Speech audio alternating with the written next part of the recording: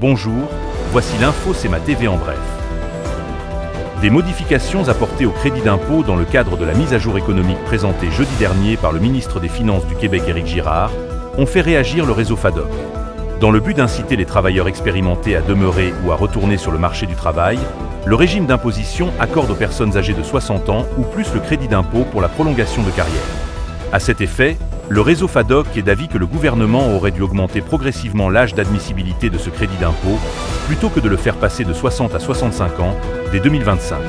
Le retrait annoncé dans cette mesure incitative pour les personnes de 60 à 64 ans pourrait exercer une influence sur leur volonté de revenir ou de rester sur le marché du travail. Tant sur le plan humain que pour la récolte, l'été 2024 aura été plus que positif pour l'atelier agricole, plateforme agroalimentaire de la MRC de Montmagny qui possède 2 sites de jardins collectifs à Saint-Paul-de-Montmigny et à Montmagny. Au niveau des récoltes, 2024 aura été tout aussi intéressant que l'an passé avec plus de 35 variétés de légumes, représentant plus de 3500 kg de légumes variés d'une valeur d'environ 20 000 $, qui sont, en grande partie, remis aux organismes en sécurité alimentaire. La Sûreté du Québec désire mettre en garde les citoyens d'un stratagème de fraude alerte par courriel.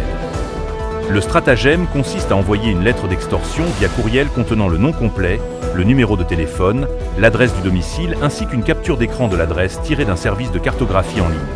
La Sûreté du Québec invite les citoyens à consulter la section conseil de son site web sq.gouv.qc.ca afin d'en apprendre davantage sur la fraude ou consulter le site web du Centre antifraude du Canada au centreantifraude.ca. De plus, toute information peut être communiquée en tout temps et de façon confidentielle à la centrale de l'information criminelle au 1-800-659-4264. Les enquêteurs de la Sûreté du Québec de la MRC de Montmagny ont procédé, le 1er août dernier, à l'arrestation de Sommier Labalo-Laquignane, communément appelé Siméon, notamment en matière d'agression sexuelle. Le cinquantenaire de Montmagny a comparu le 22 novembre dernier au palais de justice de Montmagny, suite à promesse de comparaître qui lui avait été émise, sous un chef d'accusation d'agression sexuelle.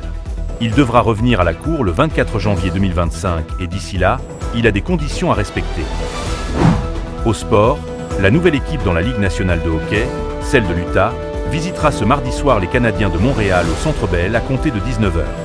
Les visiteurs ont une fiche de 8 victoires 10 défaites, alors que les Montréalais en sont à 7 victoires et 11 défaites. Pour plus d'informations, visitez le cematv.ca ou suivez le fil Twitter X de CEMA TV.